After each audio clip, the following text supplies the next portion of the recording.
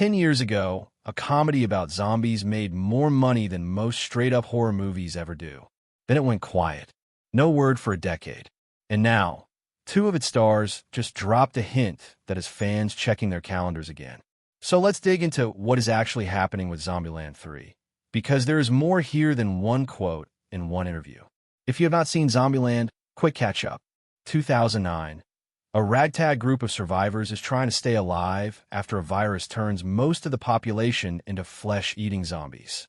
Jesse Eisenberg plays Columbus, the anxious rule follower. Woody Harrelson plays Tallahassee, the guy who just wants his Twinkies. Emma Stone and Abigail Breslin play Wichita and Little Rock, two con artist sisters who trust nobody. It should not have worked as a comedy. It absolutely worked. The film pulled in around $102 million worldwide on a budget of roughly $23 million. That is not a modest hit. That is a franchise-starting number. 10 years later, in 2019, the sequel finally showed up. Zombieland Double Tap. Same director, Ruben Fleischer. Same core, 4 actors. And it did even better at the box office, pulling in around $125 million, even with a bigger budget behind it. 2 movies, 10 years apart, both profitable, both well-liked by audiences. On paper, this franchise should have a third entry already in production.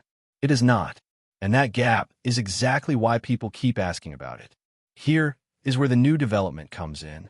Jesse Eisenberg recently reunited with his Double Tap co-star Zoe Deutsch.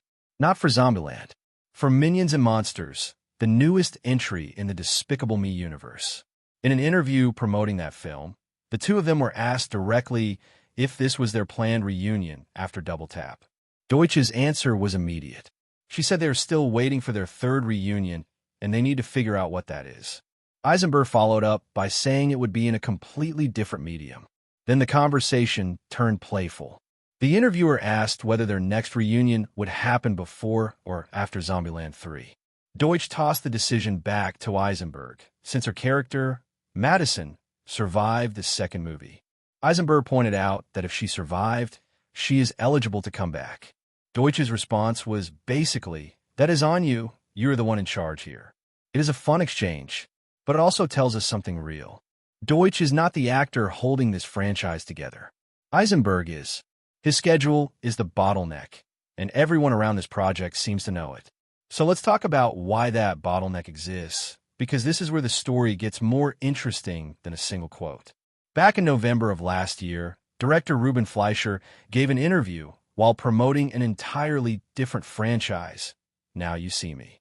In that conversation, he confirmed that talks about Zombieland 3 have started. His exact plan is to keep the 10-year pattern going. First movie, 2009. Second movie, 2019. Third movie, his target is 2029. He described it almost like a standing joke between the cast and crew, an agreement they made at the end of the last shoot that they would see each other again in a decade.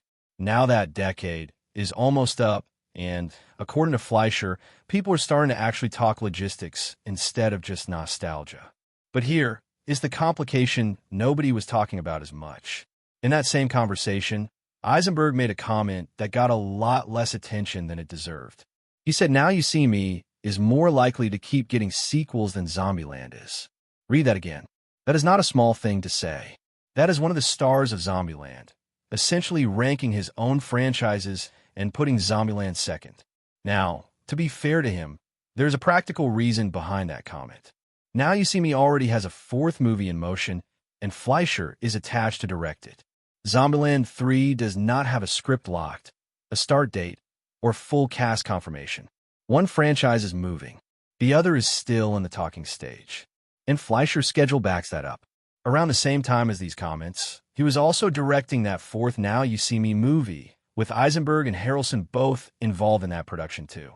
So the same 3 people who would need a clear time for Zombieland are the same 3 people currently busy on a different franchise. Add to that, Eisenberg has been building out his own directing career. He earned an Oscar nomination for Best Original Screenplay for A Real Pain, a film he wrote, directed, and starred in. He has another film coming, called The Debut, alongside Paul Giamatti, Julianne Moore, and Halle Bailey, which industry watchers are already flagging as a potential awards contender. On top of that, he has The Social Reckoning arriving in October, which continues the story from The Social Network. Woody Harrelson is not sitting idle either. He has multiple projects lined up, including a musical and a father-daughter film with Kristen Stewart.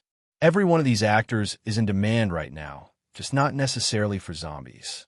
Here's a piece of trivia most casual fans forget entirely.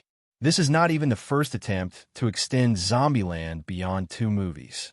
Back in 2013, Amazon put out a full pilot episode for a Zombieland television series, recasting the roles entirely. It did not get picked up. Amazon passed, and that attempt at franchise expansion quietly died. So the idea of continuing this story has been tried before, and it did not work through television. A theatrical threequel is really the only path left if this universe is going to grow at all. There's also a small detail from Fleischer that fans have latched onto for years. In earlier interviews, he floated the idea that a third movie could open with the characters getting off a boat in a completely new country, essentially resetting the location and letting the characters age naturally across the story. Nothing has been confirmed about an actual plot, but it tells you the concept has existed in his head for a while. This is not a brand new idea, he is improvising. This is something he has been sitting on. So where does that leave us?